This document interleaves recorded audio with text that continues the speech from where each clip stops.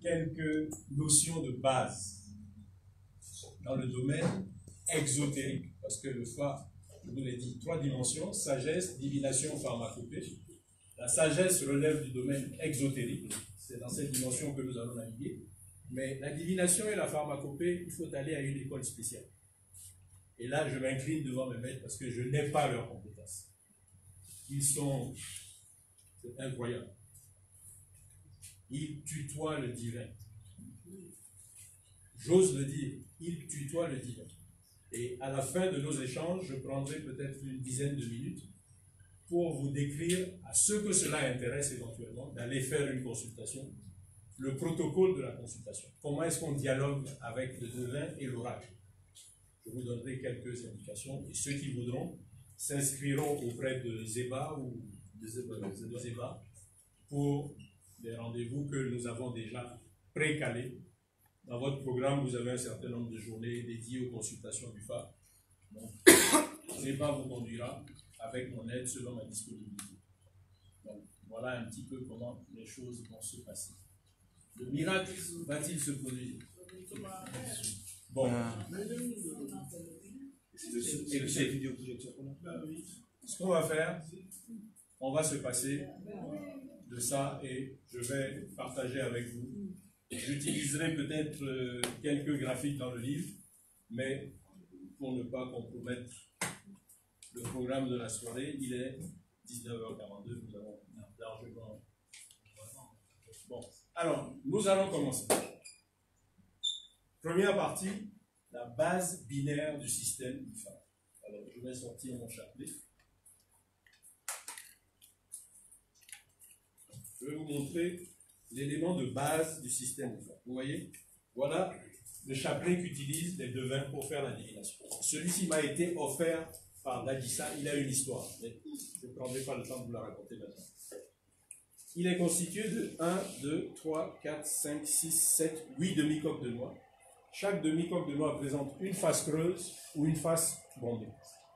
Face creuse concave, face convexe bombée. Quand il présente la face creuse ou concave, on le symbolise par un trait simple. Et quand il présente la face concave ou bombée, convexe ou bombée, on le symbolise par un double trait. Donc creux 1, convexe 2.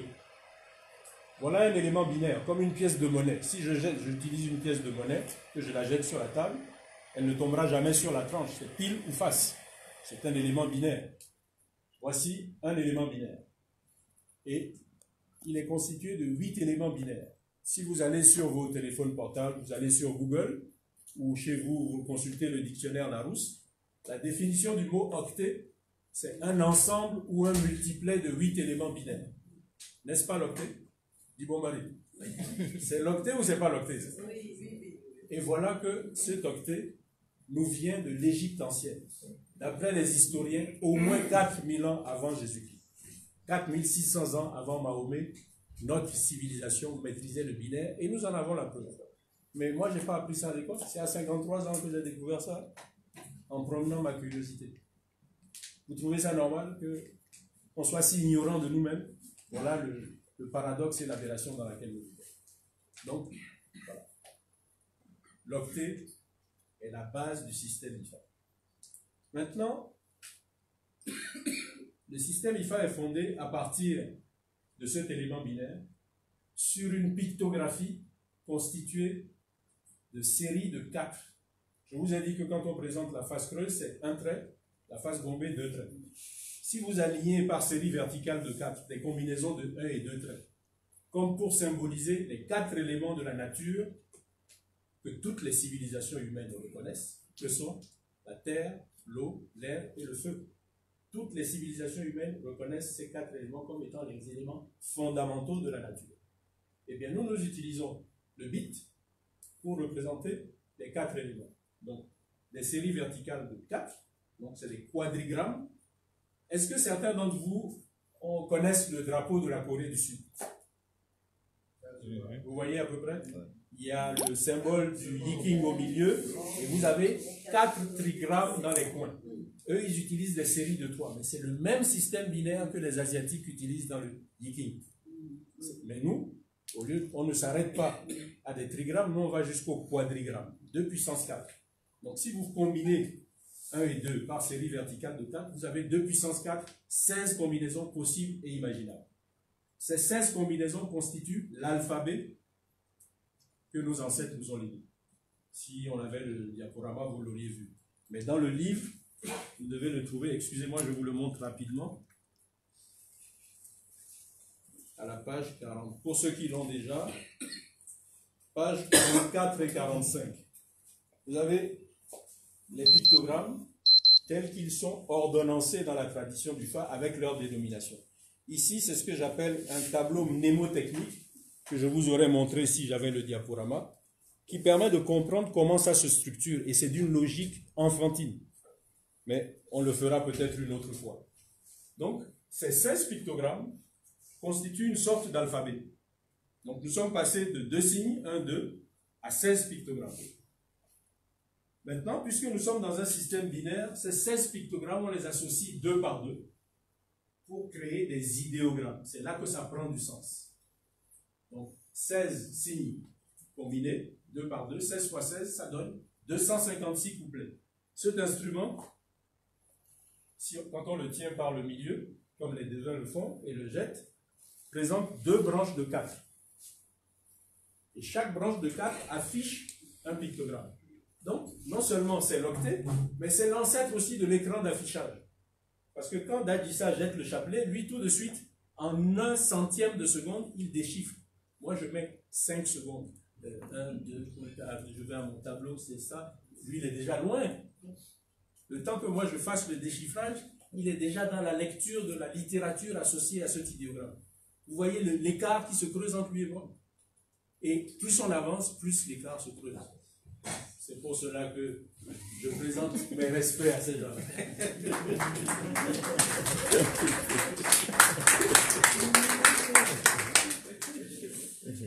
Donc, 2 puissance 8, 256 combinaisons. 256, c'est un octet. Donc, c'est l'ancêtre de l'octet et c'est l'ancêtre de l'écran d'affichage. Vos ordinateurs, là, vos écrans, là, voilà leur ancêtre.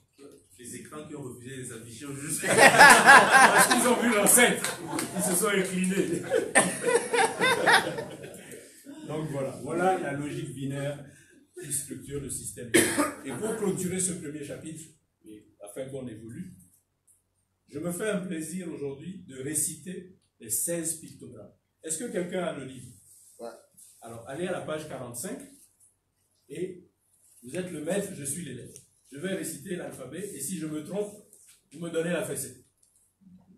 B, Yeku, Woli, Di, Loso, Moulin, Abla, Aklan, Bouddha, Sa, Ka, Troupin, Lete, Toula, Tche, Fou. Me suis-je trompé? Parfait. Voilà. Je ne suis pas plus intelligent que vous, je suis juste un peu plus entraîné. Nous tous, ici présents, puisque nous utilisons la langue française pour communiquer, nous maîtrisons l'alphabet français, les 26 lettres, ABCD jusqu'à Z. Dis bon, bah, ici, je te réveille à 3 h du matin, tu me déroules ça, à l'aisement, comme on dit au Gabon. Mais les 16 pictogrammes de nos ancêtres, le cerveau qui a mémorisé 26, il peut mémoriser 16, il va lui rester combien de cases de réserve? 10. Mais on ne connaît pas ça, on ne nous enseigne pas ça. Et moi, je me bats pour qu'on instaure ces savoirs-là dans nos programmes éducatifs, pour qu'on sache un peu qui nous sommes.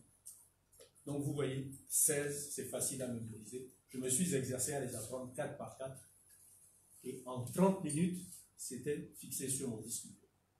C'est pour vous dire que ce n'est rien de sorcier. On nous a fait croire que c'était de la sorcellerie, des pratiques maléfiques. C'est de la connaissance et c'est de la science. Donc voilà la base mathématique du Fa, qui est, je vous l'ai démontré, l'ancêtre de l'octet, de l'informatique et de l'écran d'affichage. Je crois que tout le monde est d'accord avec moi. Nous allons évoluer vers la deuxième partie, et là, malheureusement, je vais être un peu embêté. Je vais utiliser mon conducteur texte. Avec le temps, ça aurait été beaucoup plus commode. Mais je vais vous proposer d'abord, pour découvrir la sagesse, la littérature par cette logique binaire, quelques enseignements. Le premier thème que je vous propose, c'est le savoir-être pour vivre entre humains, en famille, en société, en entreprise. Il faut un minimum de savoir-être, de savoir-vivre. Eh bien, nos ancêtres le font magnifiquement et je vais vous montrer 6 échantillons, un échantillon de 6 enseignements de cette sagesse, en commençant par, pour échanger avec vous, qu'est-ce que j'utilise? La parole. Comment nos ancêtres enseignent l'éthique de la parole. La parole n'étant pas visqueuse comme la balle, si tu l'avales, ce n'est absolument pas grave. Mais quand elle est dite, il faut être brave. Si ta parole n'est pas plus belle que le silence, mieux vaut se taire que de causer des nuisances. Mais sais-tu ce que tu gâches, faisant de bien vilaines tâches, si par malveillance tu la craches? Mensonge, médisance, jalousie et calomnie, mieux vaut se taire que de cracher des vilaines. Est-ce qu'on ne peut pas enseigner ça à l'école primaire déjà? On nous apprend qu'il faut tourner sa langue 7 fois dans sa bouche avant de parler. C'est beaucoup plus... Moi, je trouve que ceci est plus sexy quand même.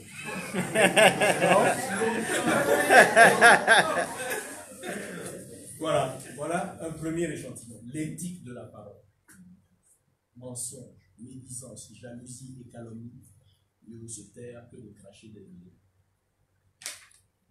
Vous pouvez reprendre, s'il vous plaît? Alors, l'éthique de la parole. C'est pas dans le livre. Oui, c'est dans le livre. Vous le retrouverez dans le livre. Évoluons pour gagner du temps. Vous aurez à la page combien? À la page 30. Alors, on continue avec la maîtrise de soi. Est-ce que quelqu'un d'impulsif est commode à vivre en famille, en entreprise, en société? Non. On nous apprend à contrôler nos nerfs. Comment est-ce que nos ancêtres enseignent cette sagesse? Alors moi, je fais un peu comme La Fontaine.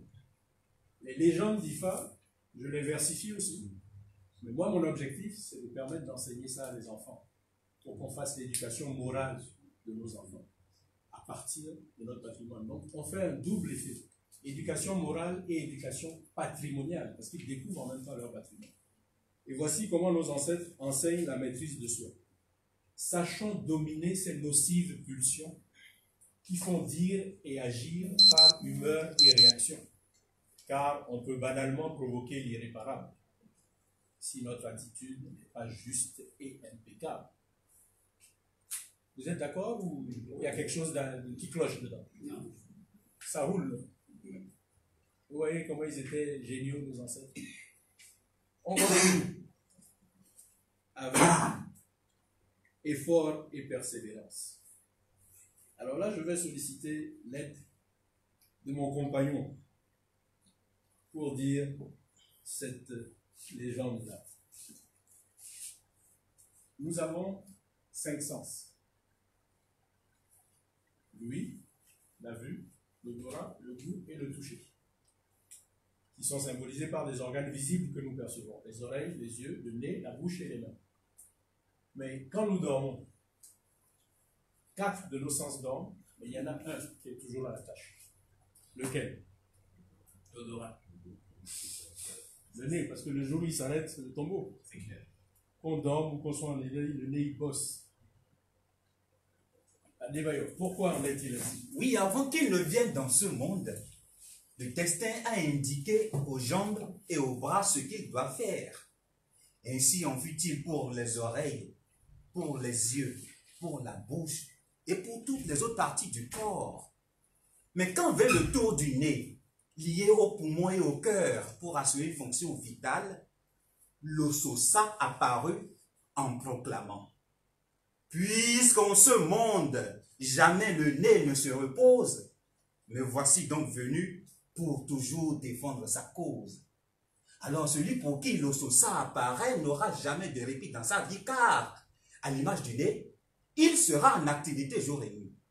La marche ou la course, l'éveil ou le sommeil, l'activité ou le repos, le jour ou la nuit, aucune situation de la vie ne permet au nez de se reposer, accomplissant sans cesse sa besoin vital d'inspiration et d'expiration. Ainsi, quand toutes les autres parties du corps prendront du repos, le nez, lui, fera toujours sa besogne vitale.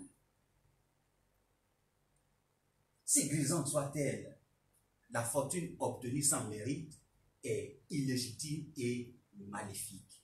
Alors, retenons donc cette leçon de persévérance. Et voici le poème.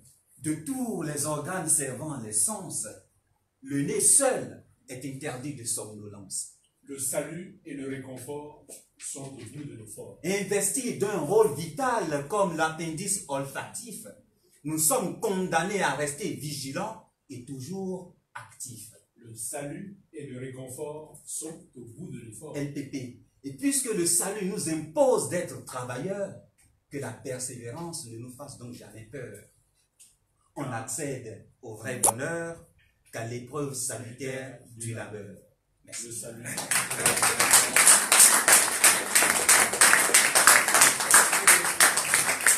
Voilà comment nos ancêtres enseignent effort et persévérance. Moi, je suis séduit. Je vous assure, ça m'enjaille en Côte d'Ivoire. On continue avec un enseignement qui s'adresse à la jeunesse.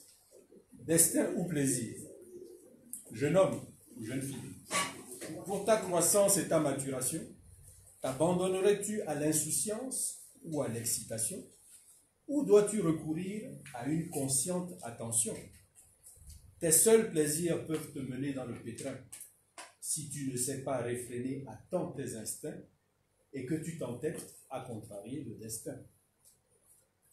Destin ou plaisir, il faut choisir. Voilà comment nos ancêtres mettent en garde les jeunes contre les tentations. On continue avec, là c'est l'un des plus beaux, qui s'adresse à la cellule sociale de base qu'est le foyer. C'est l'éthique conjugale. Écoutez attentivement. Le poème s'intitule « Compassion conjugale ».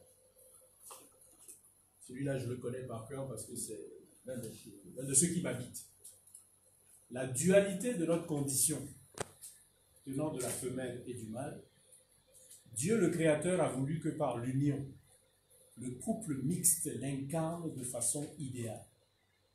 Il a ainsi fait deux êtres, distincts et complémentaires, et c'est là où se trouve la mère qu'il a campé le père.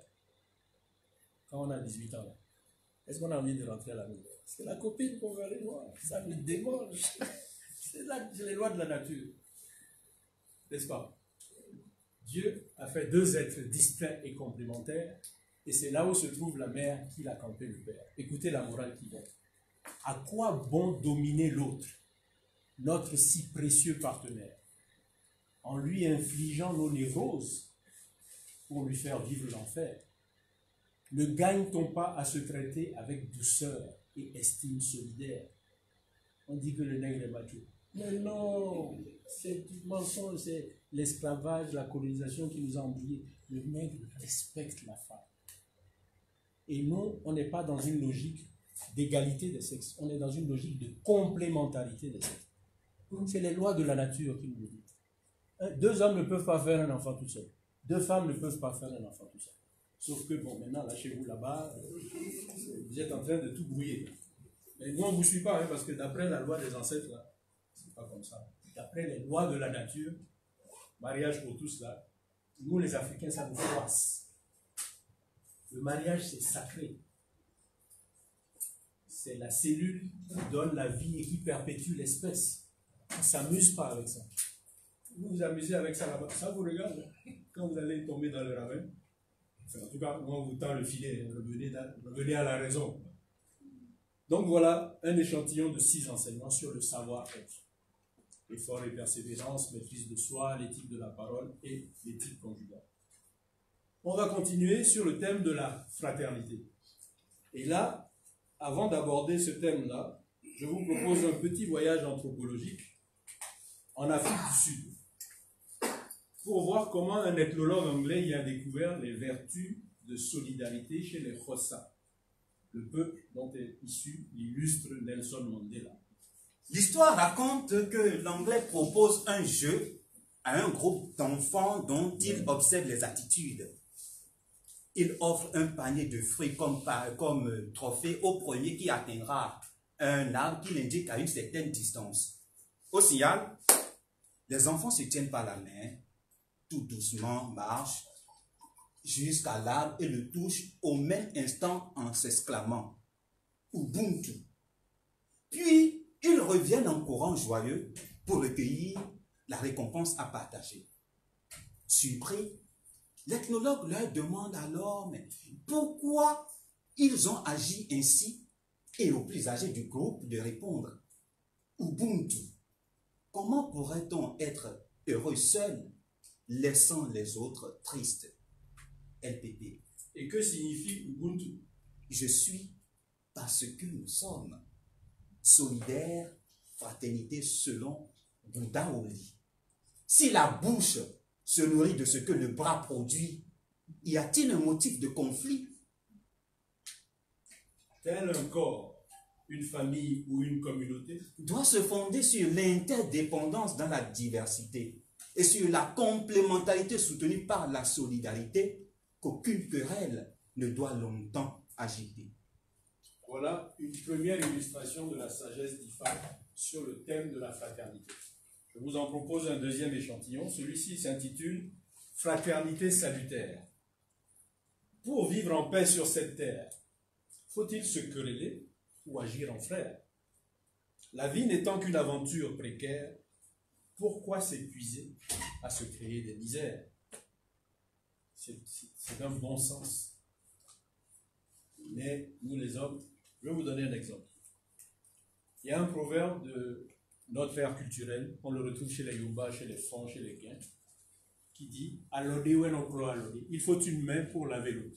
La main droite ne peut pas laver son dos toute seule. Elle a besoin de la main gauche. Et inversement.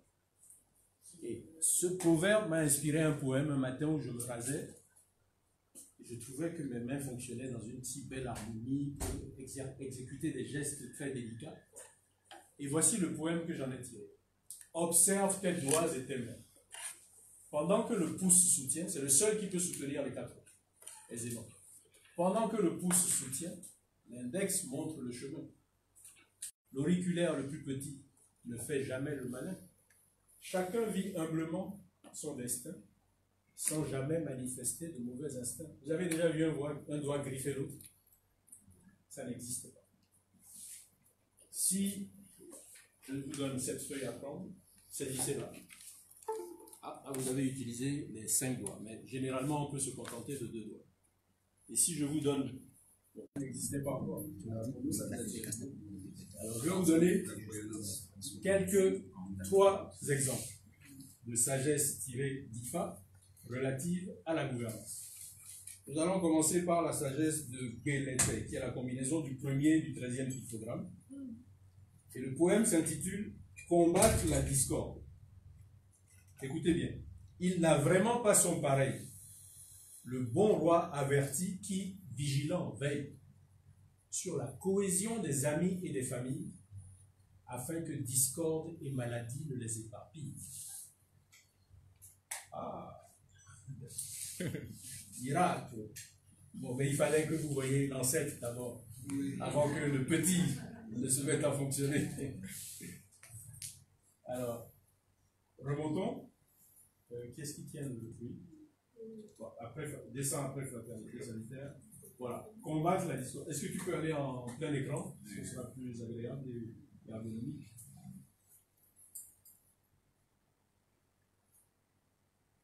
Ah, voilà. On va y arriver. Ah, pardon, reviens rapidement sur le drapeau de la Corée. Vous voyez les trigrammes. Ils en ont mis 4. Donc, les Coréens du Sud ont mis l'équivalent de leur fa sur leur drapeau.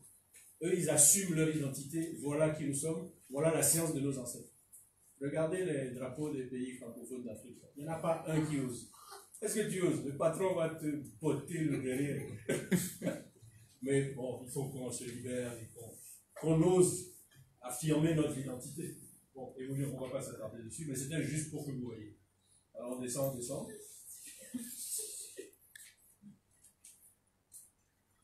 Oui, bon, là vous voyez le diagramme tridimensionnel. Les 256 idéogrammes sont la base de 3 sciences, la science éthique, la science cosmogonique et la science écothérapeutique.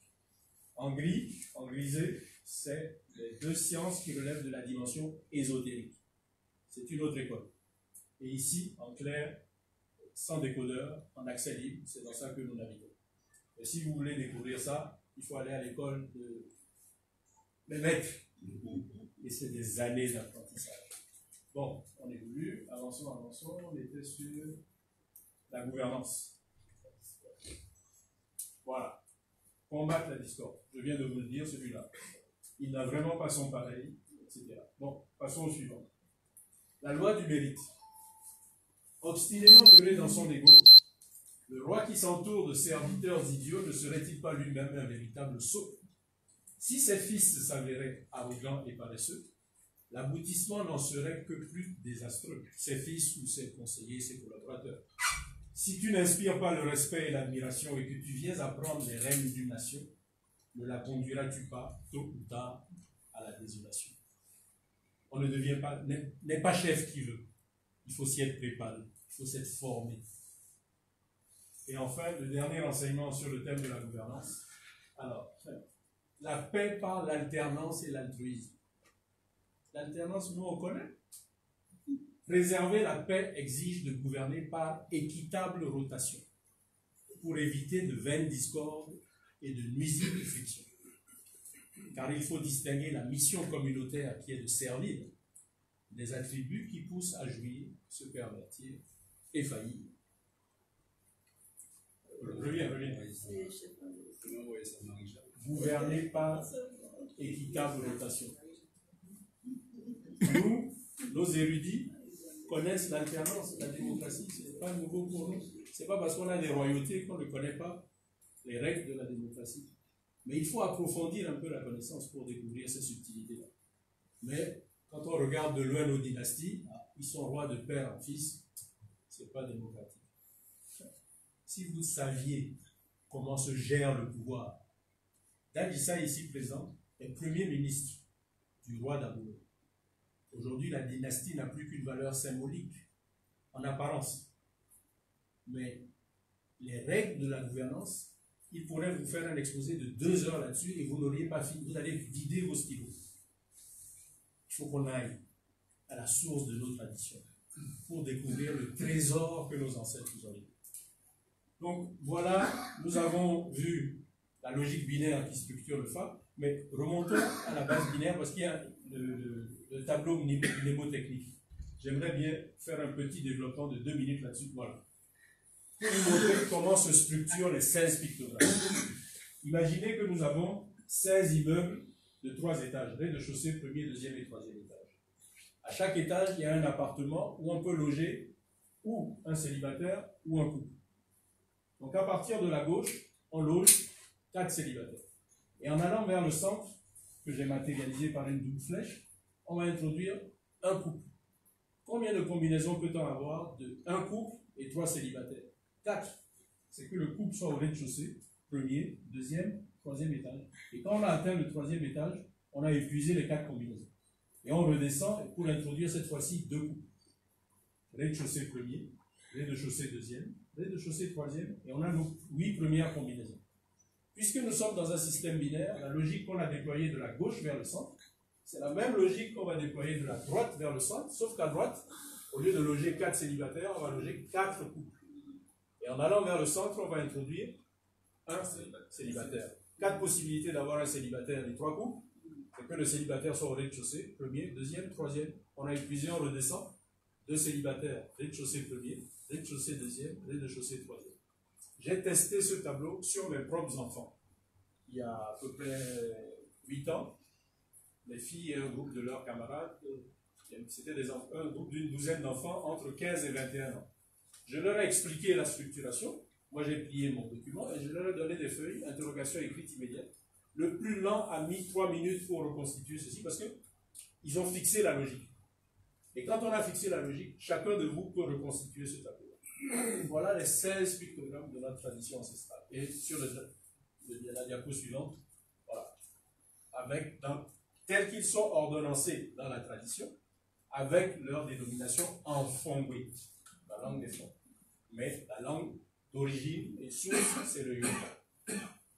On va revenir maintenant, puisqu'on a pris beaucoup de retard pour pouvoir échanger. France. Non, oh, là, tu vas trop loin. Voilà. Voilà la définition. Je préfère parler de description, parce qu'on ne peut pas définir ce qui est infini. La science d'IFA est infinie. Donc je vous propose 7 descriptions politiques. Le système IFA, c'est quoi?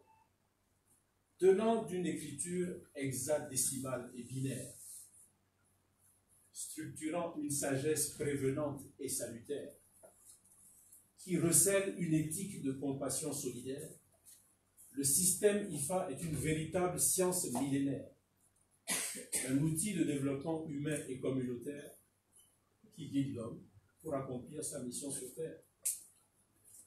Et le verbe d'IFA, c'est quoi?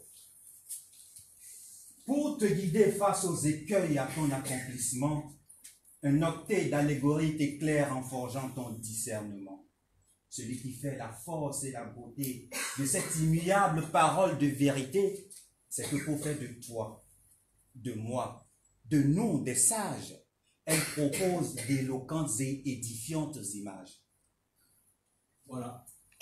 Vous savez, le fa c'est quoi? Le verbe d'IFA c'est quoi? Et nous finissons par un examen de conscience.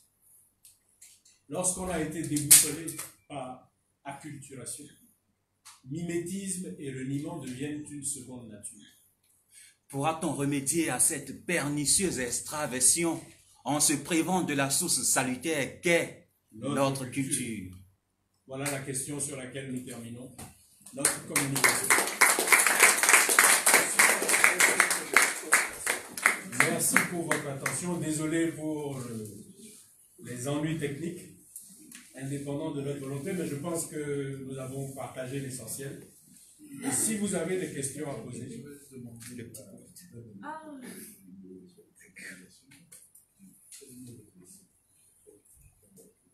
avec plaisir.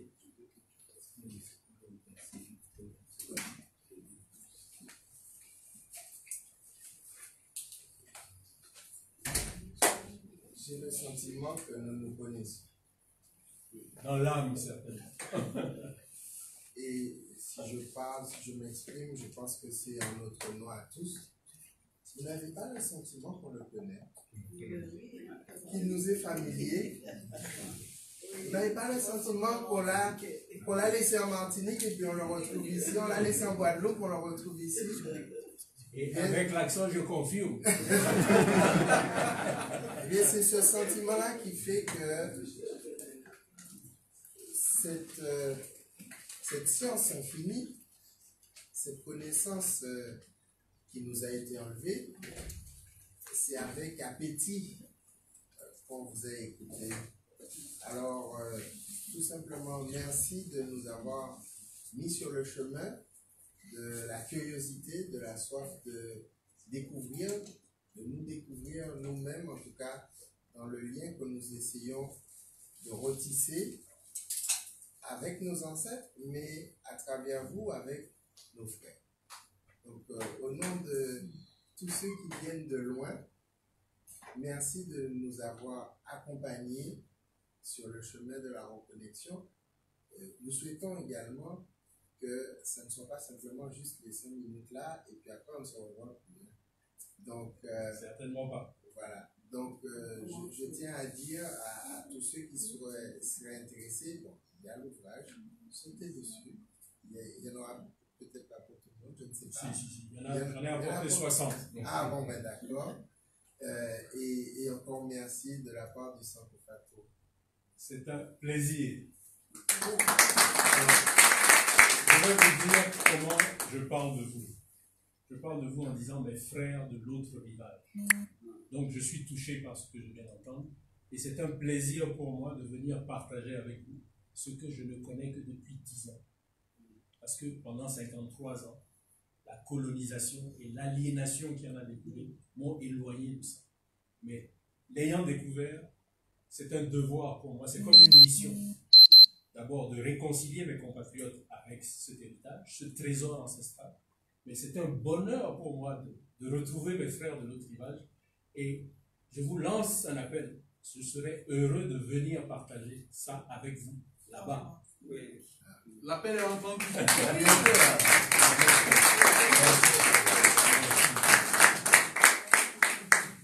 Alors, je ne sais pas qui va gérer les... Je Qui va faire la modération. Je vais m'y atteler. Alors, on va prendre 3 questions.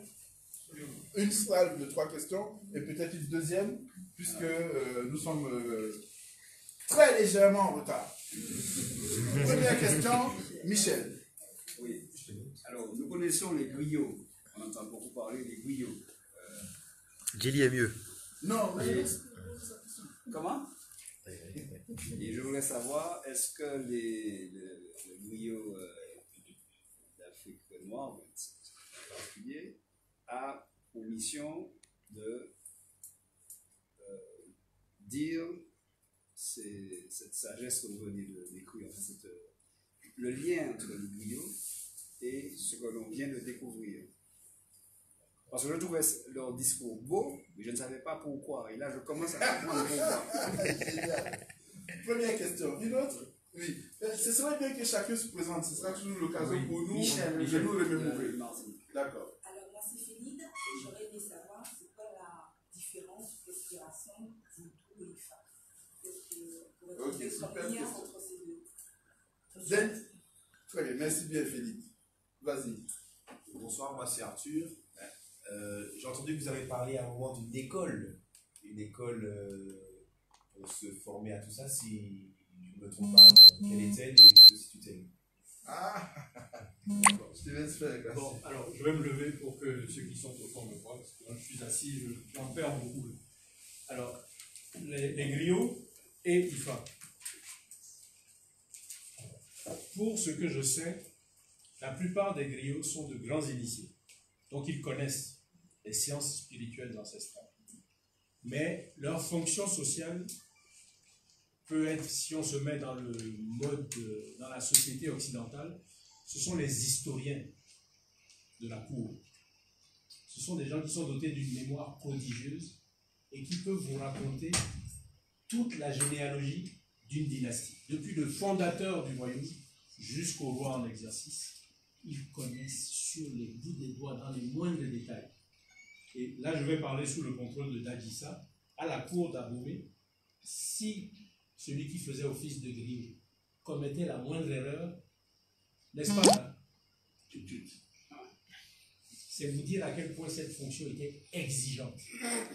Donc, le griot est forcément un initié. On ne peut pas occuper de telles fonctions à la cour d'Abomey sans être initié à la science ancestrale.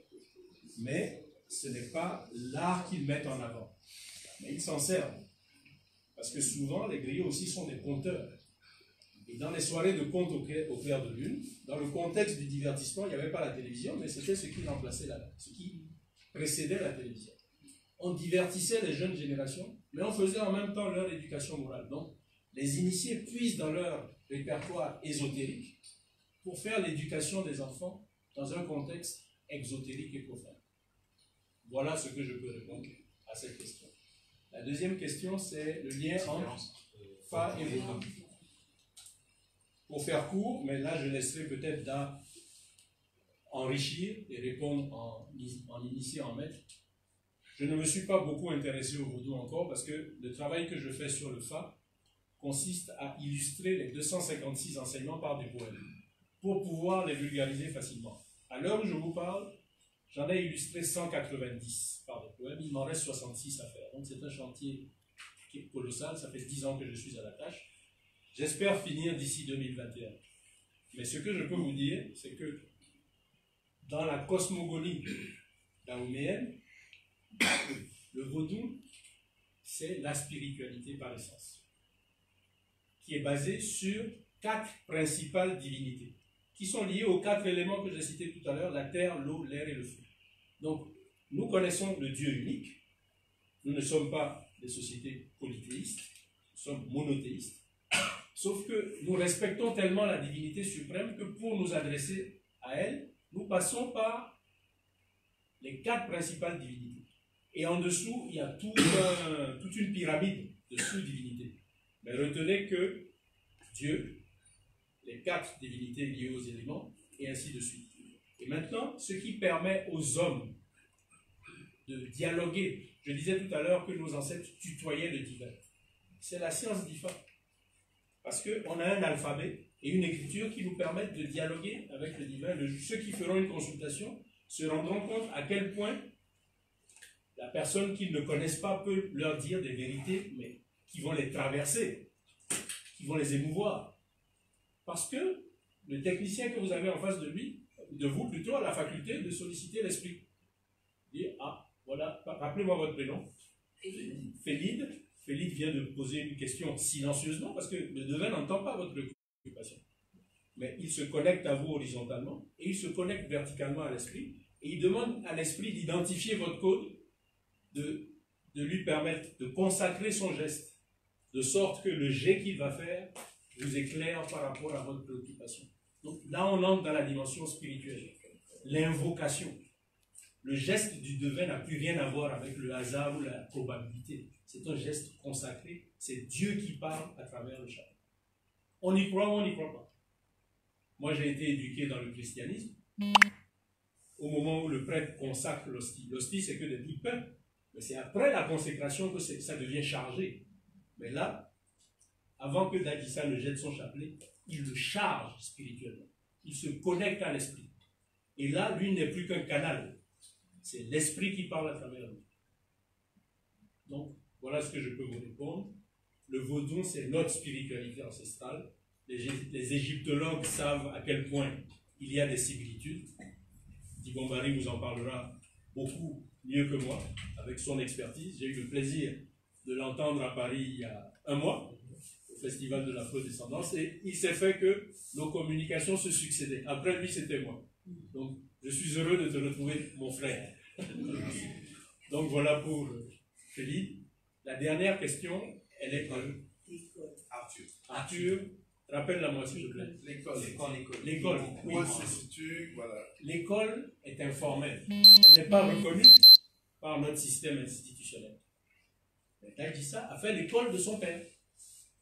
Et il m'a raconté au cours d'une de nos séances de travail qu'avant que son père ne le consacre devin attitré, il lui a posé une question. Dadissa, si je dis des bêtises, vous me corrigez. Son père lui a dit, tu as la compétence, mon fils. Mais avant que je ne te délivre ton diplôme, en quelque sorte, j'ai une question à te poser. Imagine que tu es à ton cabinet et dans ta salle d'attente, il y a 12 personnes. Et le 12e, c'est celui qui vient de te prendre ta femme. Tu sors dans la salle d'attente, comment tu gères? Qu'est-ce que tu fais? Si tu es bien embarrassé. Vous savez ce que son père lui a dit? Tu t'excuses auprès des 11 premiers, tu fais venir le 12e, et c'est lui que tu sers d'abord. L'humilité. L'humilité. Celui qui, à notre regard, à nous, t'a fait du mal, c'est lui que tu dois servir en premier. Et tu fais croire aux autres que vous aviez un rendez-vous. Là, si tu as cette attitude d'altruisme, de bienveillance, tu es un devin, mon fils. Là, dis ça. Est-ce que j'ai menti?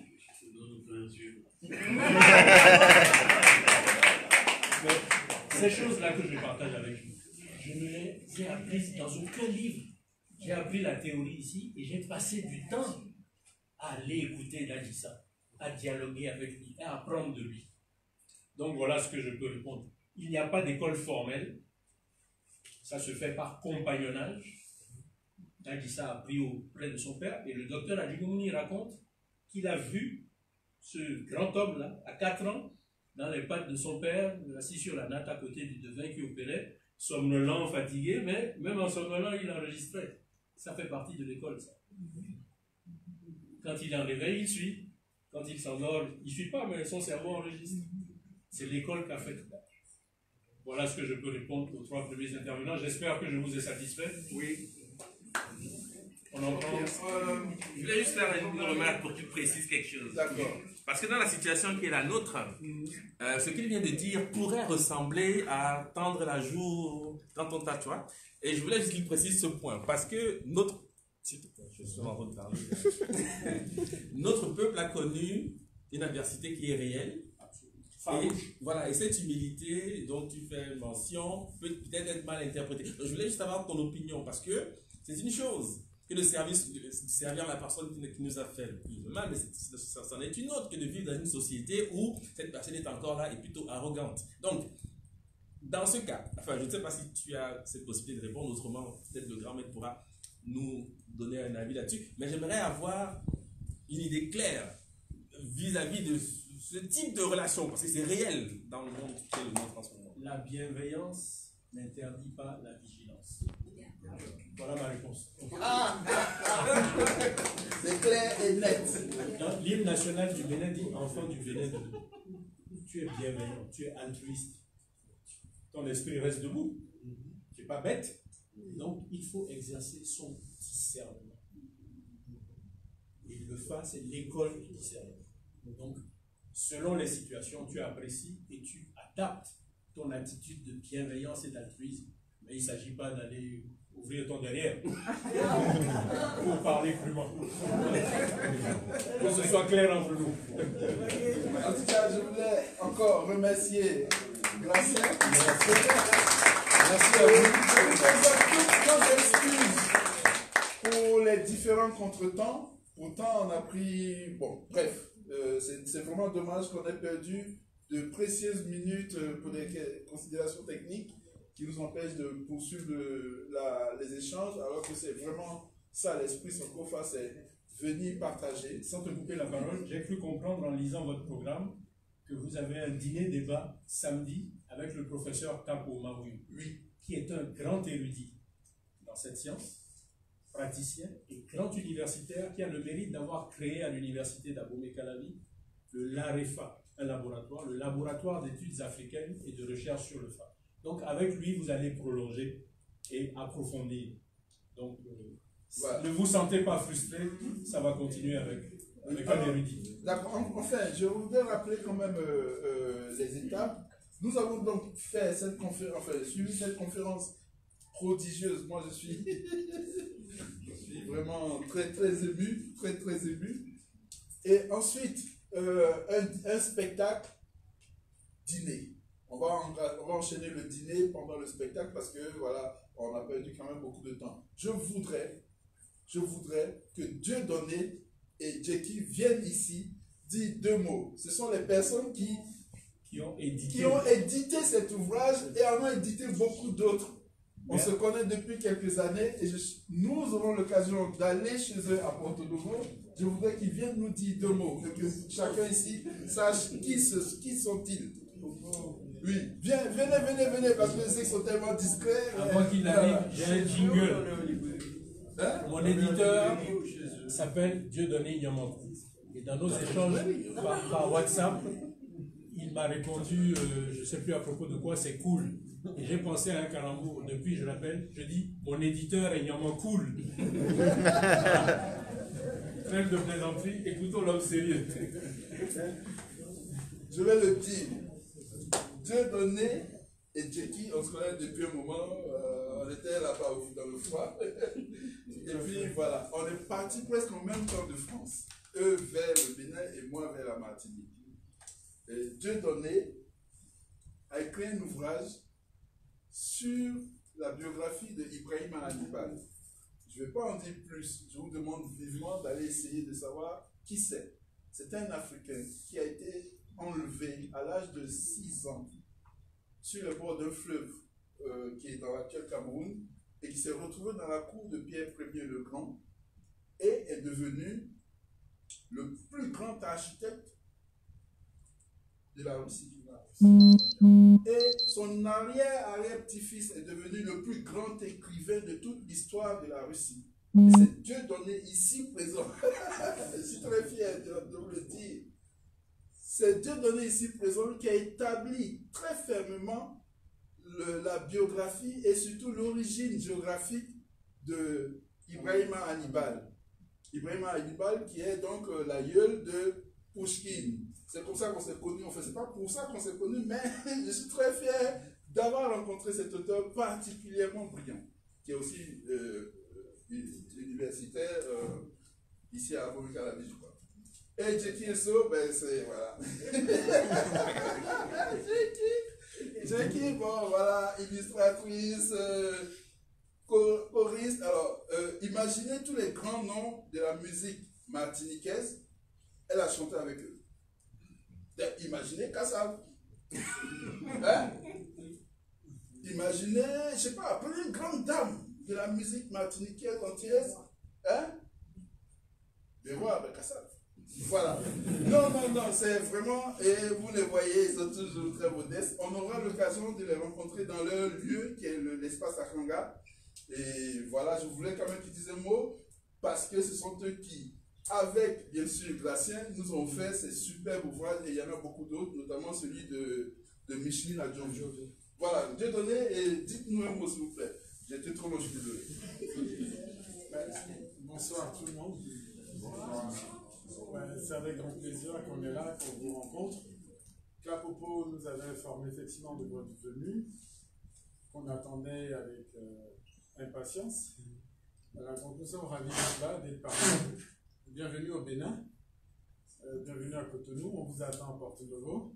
Je sais que selon votre programme, vous irez découvrir d'autres zones du Bénin, à la capitale historique, à Abomey, à Ouida, Gambie et ailleurs. Voilà.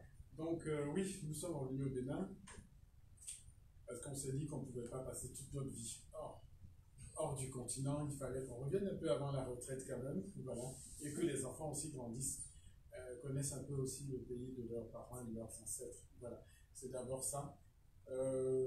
Notre métier d'éditeur, oui, on le continue, on l'a commencé en France, on le continue ici, et on a décidé de travailler sur nos racines.